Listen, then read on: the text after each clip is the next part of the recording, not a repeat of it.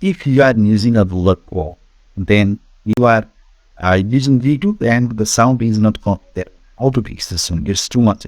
For example, I play this YouTube video, but the sound is not caught. Then in that case, we can easily fix that one. For that one, just you have to go in the three dot you can see again in the corner, and also you have to click in the setting. And after that, you have to click in the privacy and sensitivity. And after that, you have to click in the site setting. Then you have to click in the section. So now you can see there are few feeds. For example, 𝗬𝗏𝗏 and the other websites on here. And you can directly click in the sound section of the suite pane in the end. There are few things available here.